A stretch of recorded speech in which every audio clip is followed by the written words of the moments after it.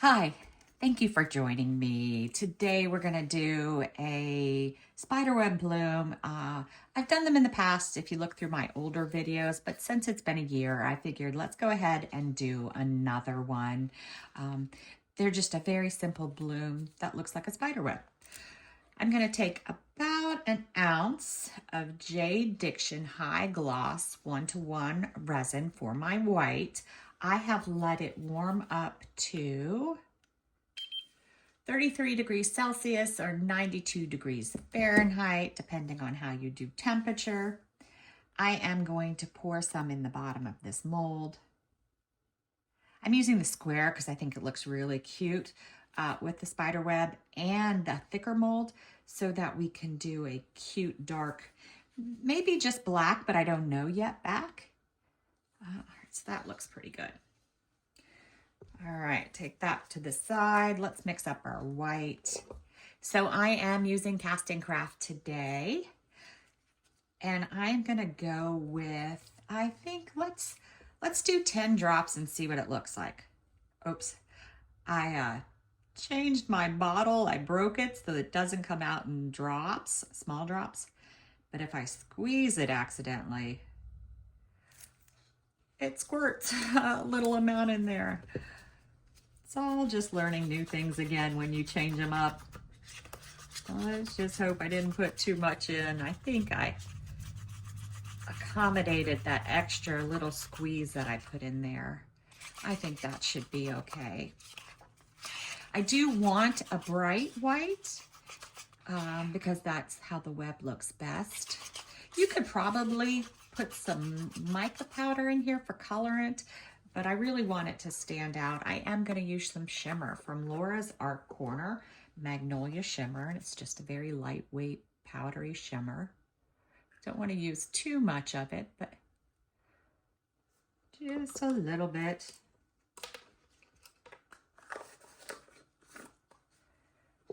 All right, if you haven't already, be sure to subscribe to my videos because I am getting to that magic 5,000 subscribers number. And I do plan on doing some sort of giveaway. I don't know what it's going to be yet. I was talking to Laura at Laura's Art Corner. She might be willing to give a little box of something, but it's going to be something. I just don't know what it's going to be yet. All right, so let's go ahead and put it in our piping bag.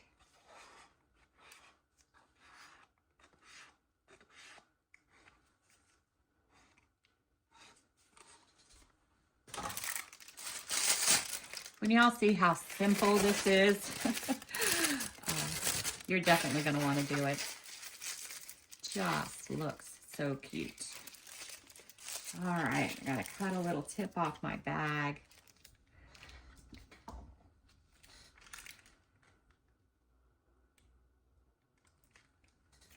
All right, I'm going to stand up so I can see what I'm doing, center it a little. All right, get it started. All right, so all you do is our usual spiral. Put it down, start your spiral.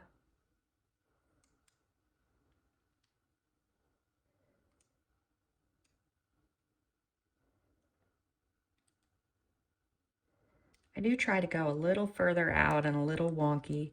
Spider webs are not perfect. There we go. There we go.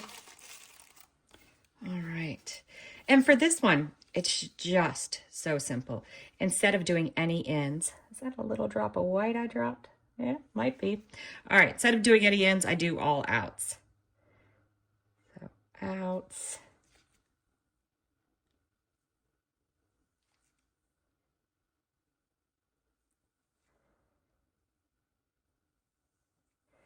I go pretty close to the center for that one.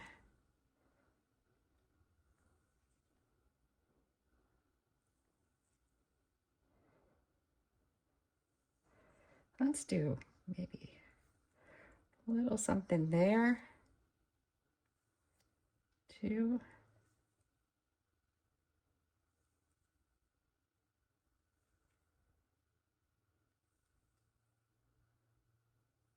Maybe drag this one too.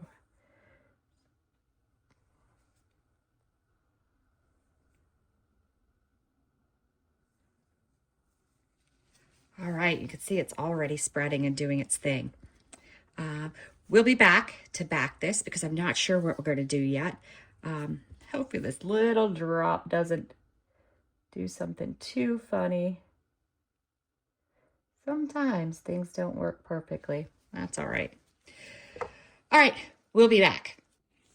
All right, we're back. So I mixed up about 4.5 ounces of Let's Resin Fast Cure resin because it's a thicker viscosity resin, and I want to get kind of a fun effect on the back of this. I'm going to kind of wing it. I haven't really done this before, but it's similar to the crackle effect. I'm just adding a heavier black to it too. I want it to be really dark. So I put about 2.5 ounces in my first cup, and I am going to use Liquitex acrylic ink carbon black. It's heavier than what I normally use, but it's a true black. The other ones I use have like a blue tint to it, and this does not have the blue tint to it. I'm going to do, let's say, 3 drops because it is heavier. And I just need that transparent coloring. It may color a little heavier than I want. We'll see what it looks like. I'm okay if it turns out just straight black because I think that will look really great with the bloom. So it doesn't really matter, but I wanted to play a little. It's always fun just to play a little. It's very thick, more of a brownish black, which is what I want. So then I thought for my mica powder, I would use this Eye Candy Cherry Red. I did go ahead and purchase the container of it because I like it so much. I think it'll be great this holiday season for darker items that I want a little tint of red too. I need a pretty good amount on my little stick here. Let's give this a good mix up. It looks kind of brown in the bag, but when you pull it up is where you can see the cherry coloring. And you can see on the sides how it has a little black. But you pull this up and you can see the cherry. It's really a brilliant color. If you are interested in purchasing eye candy, I do have a discount code. Right now, they have their Halloween colors on sale, which is more than my discount code. Always save as much money as you can. These resin supplies are not cheap. All right, so that looks like I got it mixed in well. We don't want any white powder lumps. All right, so my switch up is I'm using Etta Art's black pigment drops. Again, these are going to be heavier. So we'll see how this works out. I'm going to do, I need to mix this, shake it up a little. I think I'm going to do 6 drops. 5. Just split the difference. 1, 2, 3, 4, 5. 5 is not really splitting. 6, but I wanted to do less. I'm afraid I'm really gonna, I probably could have gone more to make it heavier. I was a little afraid to do that. I don't want to mess it up in case I really like the bloom.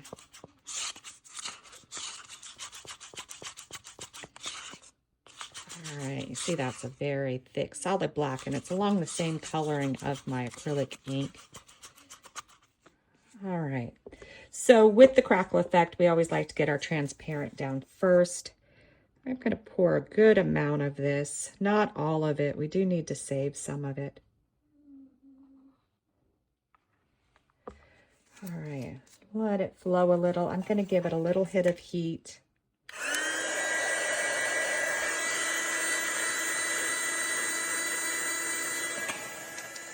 I did not let this warm up. My room is kind of cold. Sorry, I shook the camera. I'm just applying heat because I like it to spread a little bit more, thin out my first transparent layer. All right, so then we have to start with our mica powder. And let's start with my wild card. Start with my wild card, and I'm going to do all of it. Normally I would do my mica powder there, so we'll see how this is going to work out. I'm going to do a little transparent. Oh, it doesn't look very transparent, does it? All right, now we're going to do all mica powder.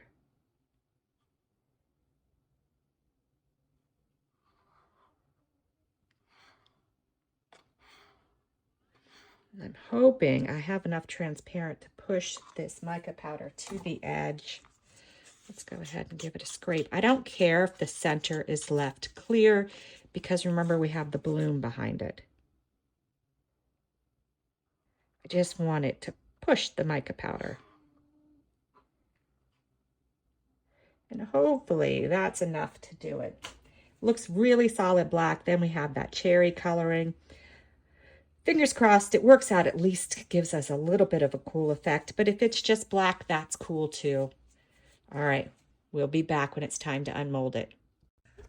All right, we're back. I folded this edge up too soon when I was checking on it, so there's a little weird kind of pattern there, but no one will see it because it's on the back.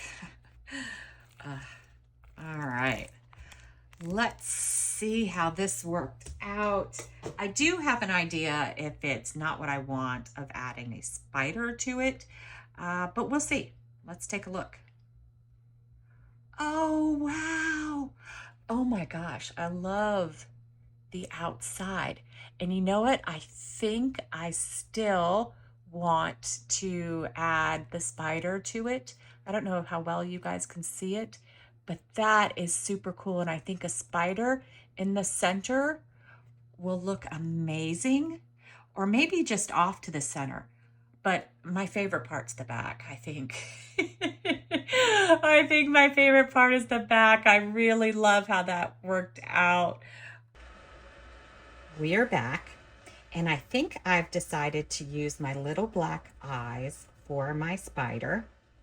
I'm going to use some UV resin to attach it. So I think I'm going to put, let's see, where would he look good? Maybe right there. All right, scooch them off to the side. Drop down just a little bit of UV resin.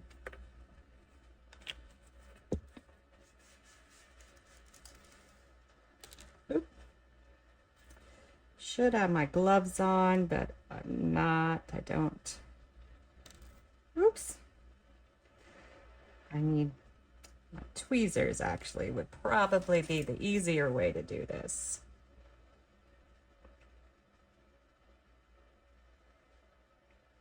Maybe that way a little. I want to take some of the UV off. So I got a lot.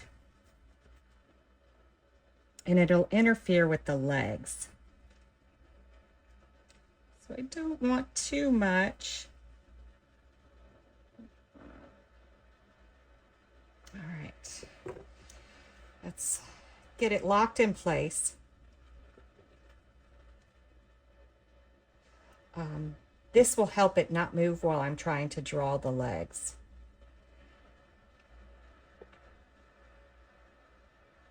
And once I'm all done, I'll put it in the UV curing machine to make sure it's all set, and then I'll do a top coat.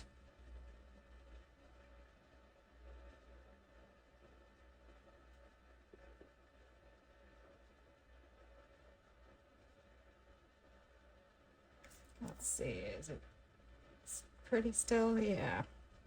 Let's just give it one more to be safe, just around.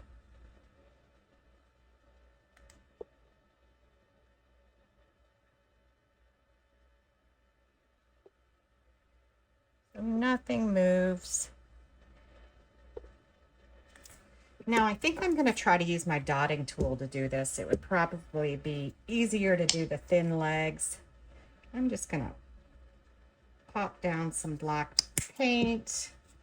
And just a tiny bit of red. All right. I was going to do a paintbrush. We'll see how well I can do it without a paintbrush.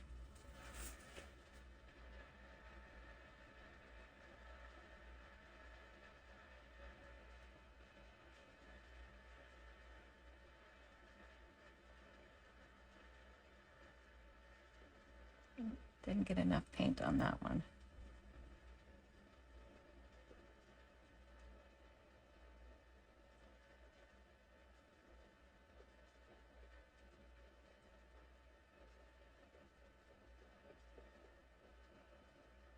I might have to start that over. The dotting tool may not have been the perfect way to go. Let's see.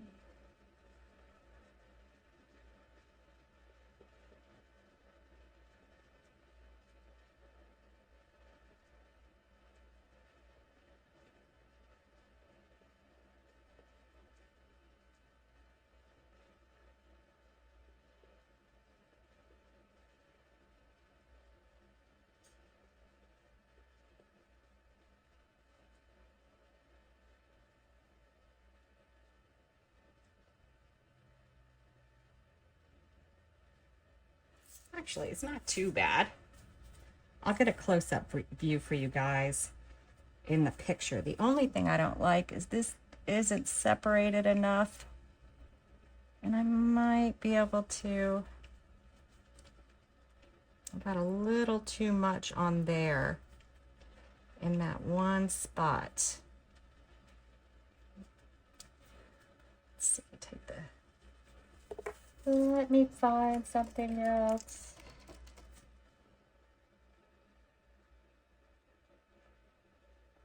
There we go. Just separating these legs right where they attach a little bit more.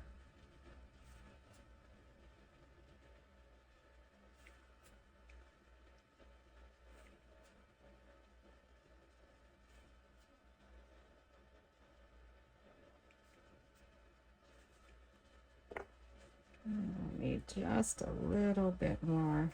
I got paint all over myself.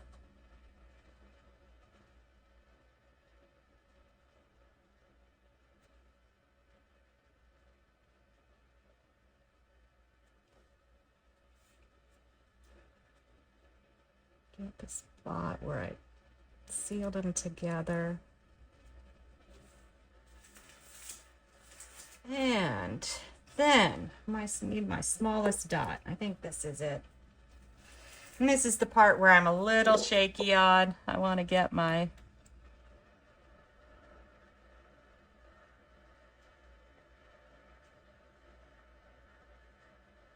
oop, I might have got them just right. He might actually look pretty cool. Let me just double check my black a little. He's got, his one leg is a little thin.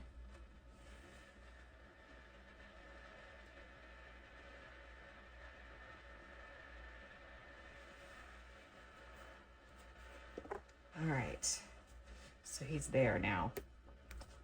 Let's see, what do you think? How does he look? Came out pretty cool. Now I will have to seal him, but I can do that later. All right, thanks for watching.